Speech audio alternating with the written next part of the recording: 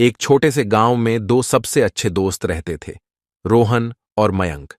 ये दोनों हमेशा एक दूसरे के साथ खेलते, पढ़ते और नई नई रोमांचक चीजें खोजने में लगे रहते थे। उनकी दोस्ती इतनी गहरी थी कि वे एक दूसरे के बिना एक पल भी नहीं रह सकते थे। एक दिन गांव में एक रहस्यमय घटना घटी जिसने उनकी दोस्ती की परीक्षा ले ली। एक दिन गांव में एक अजीब घटना घटी। गांव के पास के जंगल में एक पुराना और वीरान मंदिर था। गांव के लोग कहते थे कि वहां कोई नहीं जाता क्योंकि वहां भूत रहते हैं। लेकिन रोहन और मयंक को इन बातों पर यकीन नहीं था। एक शाम दोनों दोस्तों ने तय किया कि वे उस मंदिर की सच्चाई जानने के लिए वहां जाएंगे। उन्होंने अपने बैग में टॉर्च, रस्सी और कुछ खाने पीने की चीजें रखीं। जंगल का रास्ता घना और रहस्यमय था। पेड़ों की छांव में छिपी हुई आवाजें और अजीबो-गरीब हलचल उन्हें थोड़ा डराने लगीं, लेकिन उनकी उत्सुकता हर डर से बड़ी थी। जैसे ही वे मंदिर के पास पहुंचे, उन्होंने देखा कि वहां की हवा बहुत ठंडी हो गई है और मंदिर के चारों ओर अजीब सी खामोशी छाई हुई है। रोहन ने मयंक से कहा, क्या तुम तैयार हो? हमें अंदर चलना चाहिए। मयंक ने थोड़ी हिचकिचाहट के बाद कहा, मैं तैयार हूं। चलो देखते हैं कि यहां क्या छिपा हुआ है। वे दोनों मंदिर के अंदर गए। वहां हर चीज धूल से ढकी हुई थी और माहौल बहुत डरावना था। टॉर्च की रोशनी में उन्होंने देखा कि मंदिर के अंदर कुछ पुरानी मूर्तियां और चित्र बने हुए थे। जैसे जैसे वे आगे बढ़ते गए, उन्हें एक दरवाजा दिखाई दिया जो बंद था। रोहन ने दरवाजा खोलने की कोशिश की, लेकिन वह जाम हो गया था। मयंक ने मदद की और वे दोनों मिलकर दरवाजा खोलने में कामयाब हो गए। दरवाजे के पीछे एक सीढ़ी थी जो नीचे की ओर जा रही थी। वे दोनों नीचे उतरे और देखा कि वहां एक गुप्त तहखाना था। तहखाने में एक पुराना संदूक रखा हुआ था। मयंक ने कहा, चलो इस संदूक को खोलते हैं, शायद इसमें कोई रहस्य छिपा हो। रोहन ने कहा, ठीक है, लेकिन हमें सावधान रहना चाहिए।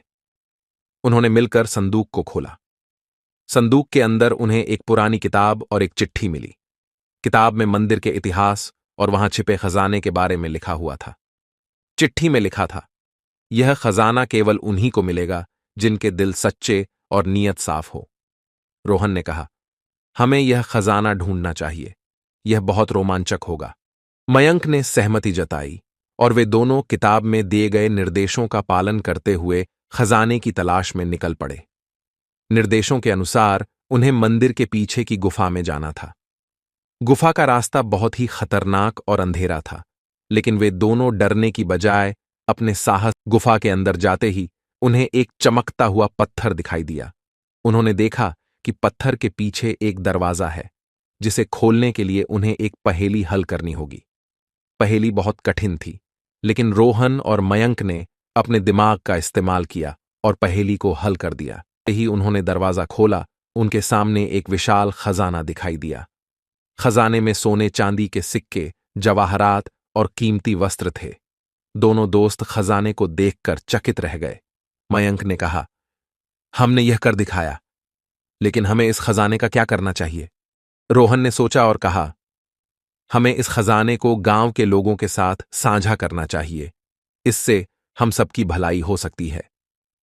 मयंक ने सहमति जताई और उन्होंने खजाने का कुछ हिस्सा अपने बैग में रखा और गांव लौट आए। उन्होंने गांव के बुजुर्गों को सब कुछ बताया। गांव के लोग उनके साहस और ईमानदारी की तारीफ करने लगे। गांव के बुजुर्ग ने कहा, तुम दोनों ने यह साबित कर दिया कि सच्चे दिल और नीयत से किया गया हर काम हमेशा सफलता और खुशहाली लाता है। तुम दोनों की दोस्ती और साहस हमारे लिए एक मिसाल है। इस घटना ने रोहन और मयंक की दोस्ती को और भी मजबूत बना दिया। उन्होंने सीखा कि सच्चाई, ईमानदारी और साहस से किसी भी कठिनाई का सामना किया जा सकता है। और सबसे बड़ी बात, उन्होंने जाना कि सच्चे दोस्त हमेशा एक दूसरे का साथ देते हैं और किसी भी मुश्किल समय में एक दूसरे का सहारा बनते हैं। इस तरह रोहन और मयंक ने अपने साहस और दोस्ती की ताकत से न केवल अपने दोस्त को बचाया, बल्कि गांव के लोगों के लिए एक मिसाल भी कायम की।